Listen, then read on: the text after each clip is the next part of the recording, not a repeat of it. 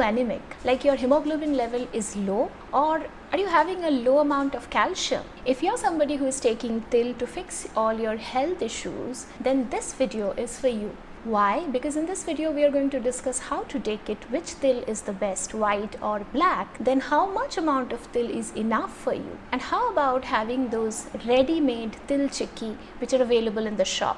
We are going to discuss everything, but first you have to stick till the end. Okay, without wasting any time, let's get started. Hello everyone, welcome to Wellness Munch. Yes, in this video we are going to discuss all about til or sesame seed. See, there are two types of til available in Indian market, right? Black as well as white. Now the white til is generally what we called gingerly seed, and when it is a black til we call it Niger seed. If you compare the nutritive value of both the til, black and white, you will see the black til has more protein content, less of fat and less of carbohydrate also, but it has very good amount of iron and decent amount of calcium. Whereas on the other hand, the white til, that has good amount of protein but a comparatively higher amount of fat and carbohydrate, very good amount of calcium and a decent amount of iron. Now what does that tell you? If you compare both the til together, you will see white til contain more than 4 times higher amount of calcium, whereas the black til contains 6 times higher amount of iron than the white. If you are somebody who is having hemoglobin issue, like you're anemic, your hemoglobin level is low, then you should pick the black til. And if you're somebody who has a less amount of calcium, you're having a calcium deficiency and that is proven, then you should consider having white til. The moment you understand how to take the seed, you make a huge difference. Always remember, seed has tremendous capacity. It is densely packed form of nutrition. Now the problem is not only nutrients, it is also having a huge amount of anti-nutritional factors, like those elements which actually hamper absorption of your micronutrients. That means in the sesame seed also, it is not an exception. When you got to know about all the great nutrients that sesame seed contain, be it white or black, at the same time it contains phytic acid. Yes, phytic acid is the element which actually hamper absorption of calcium and iron in your body. So your goal should be having sesame seed to fix your problem, but without having the anti-nutritional factor. Now the question comes, okay fine, then how can we eliminate anti-nutritional factor from the sesame seed? Is it possible? Yes, of course. And that is the reason we repeatedly tell you, you got to know how to take a particular food. These days we always have half information. Sesame is great for your bone health, for your blood health. I agree.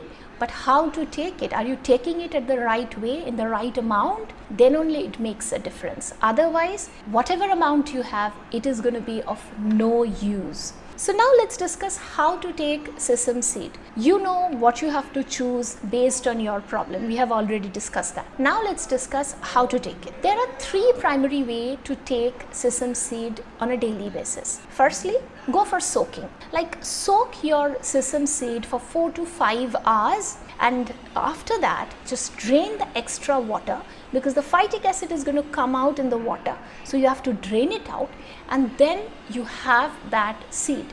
Now that soggy drenched seed, you can add it in the smoothie, you can think of adding it in your dough while making rotis, or you can even add it in any kind of vegetable or sabji. If it is a black til, then what you can do, you make a paste of it and then you add a spoonful of honey with it and have it. But make sure the honey has to be unprocessed, unfiltered, wild honey. Yes, that's going to make the exact difference. So soaking is one of the way, which is a completely inexpensive way of having it, like removing the phytic acid. Apart from that, you can also think of roasting sesame seed. How much of time? For 20 minutes. How? On the low to medium flame.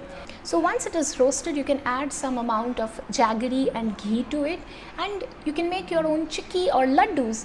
Now this is going to be a very healthy, evening snack option. The third technique which you may try is germination. Now what is that? All you need to do, again, you soak the sesame seed in water for 5 to 6 hours and then drain the water. Wrap the soaked seed in a muslin cloth or any cotton cloth and then keep sprinkling water for next 2 days. Now within 2 days you will see there are sprouting happening. Once the small sprout starts coming, then you can add that seed to the salad and have it. It's very, very simple.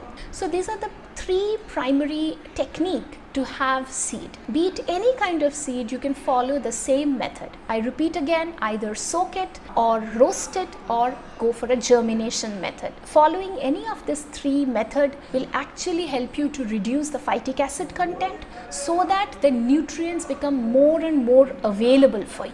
Now the question comes, okay fine, how about those readily available chicky that is, that you get in the store? How about those? Honestly, I understand that it is a less of work, you just go and buy it, but we will not recommend you to have that chicky. Why? To understand that better, you need to see the back side of that chicky. You will see these chickies have glucose, liquid glucose, sucrose, jaggery, sugar, all kind of sugar. This liquid glucose, be it sucrose, these are all sugar. These are all different forms of sugar. Now, you cannot have so much of sugar to fix one of your problem. Rather, you go for a roasting and you make it on your own. This is going to be more and more cost effective and much, much healthy for you. Okay, now the question comes, okay fine, how much of sesame seed is great for one? See, if you are taking sesame seed on a regular basis, 1 tablespoon is enough for you.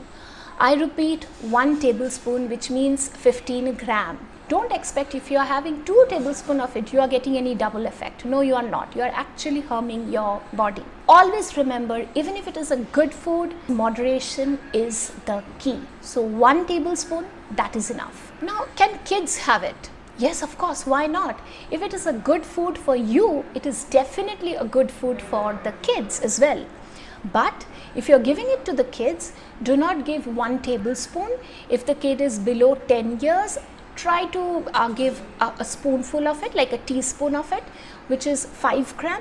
That should be enough for a kid. Every good food has, its negative impact if it is taken in excess. Now, sesame seed is also not an exception. If you are having too much of sesame seed at one go, it is also not very good for you. Why? Because this is a heat producing food. So, you should always remember that, especially in summer when you are having sesame seed, always remember moderation is the key. Now, there are people who are sensitive to have sesame, they get swelling of lips, they have acidity, they have irritating bowel movement, or sometimes even they complain of having itching. So, if you are somebody who has all this problem after having sesame seed, please avoid it. If you want to know about olive seed, like garden cress seed, which is again a very, very good seed for anemia, I'm giving you the link in the description or in the I button somewhere. You must check that video too. If you find this video useful, please hit the like button, share it with your friends, comment us below, motivate us to make more and more videos. And of course, don't forget to press that bell button, right? You know the drill is not that difficult. We will be coming back soon with some other interesting topic. Till then, stay happily healthy. Bye-bye.